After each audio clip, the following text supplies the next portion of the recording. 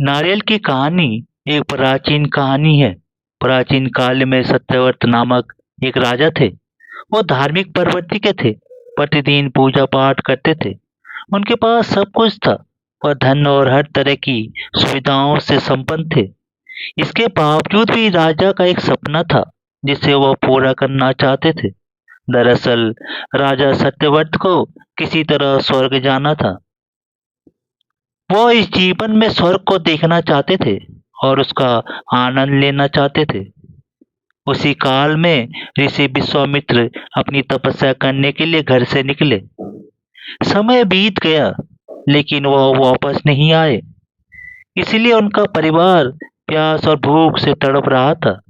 यह बात राजा सत्यव्रत को पता चला कि ऋषि विश्वामित्र के परिवार के यहाँ इतनी बड़ी विपदा पड़ी है।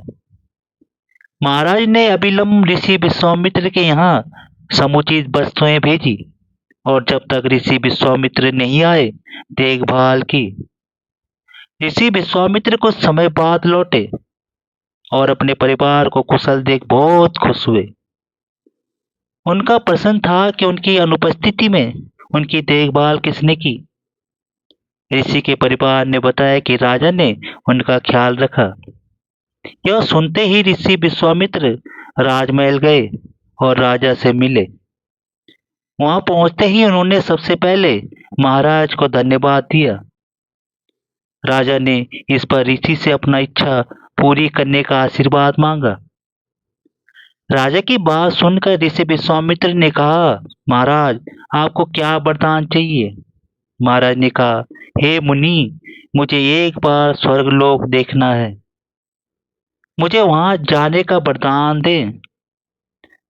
राजा की विनती सुनकर ऋषि विश्वामित्र ने एक मार्ग बनाया जो स्वर्ग की ओर ले जाता था।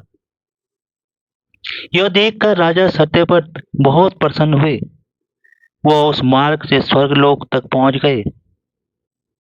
बिना बुलाए राजा के वहां पहुंचने पर देवराज इंद्र ने उन्हें नीचे धक्का दे दिया, जिससे वे सीधे धरती पर गिर पड़े। राजा सत्यव्रत को बहुत बुरा लगा और उन्होंने सारी घटना ऋषि विश्वामित्र को बताया। राजा की बात सुनकर ऋषि विश्वामित्र क्रोधित हो गए। वे तुरंत सभी देवताओं से संपर्क करके इस समस्या का समाधान निकाला। फिर राजा के लिए एक नया स्वर्ग बनाया गया ताकि किसी को परेशानी न हो। नए स्वर्गलोक को पृथ्वी और देवताओं के स्वर्गलोक के बीचों बीच बनाया गया था। राजा को नया स्वर्ग बनाकर ऋषि विश्वामित्र ने दिया। विश्वामित्र को एक आशंका थी कि कहीं वायु के प्रभाव से ये स्वर्ग गिर न जाए। अगर ऐसा हुआ तो राजा सत्यव्रत फिर से गिर जाएंगे।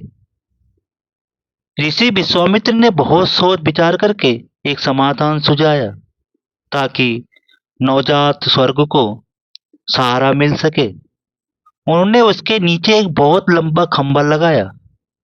ऐसा कहा जाता है कि राजा सत्यव्रत की मृत्यु के बाद उनका सिर एक फल में बदल गया जो नारियल है, और स्वर्ग के नीचे लगा खंभा एक बड़े पेड़ के तने में बदल गया। इस खंबे को तब से नारियल का पेड़ कहा जाता था। नारियल का पेड़ इसलिए इतना लंबा होता है। इस कहानी से पता चलता है कि हर सपना पूरा किया जा सकता है, बस सच्चे मन से प्रयास करने की जरूरत है। आपको यह कहानी कैसी लगी हमें कमेंट करके जरूर बताएं और हमारे चैनल को सब्सक्राइब जरूर करें।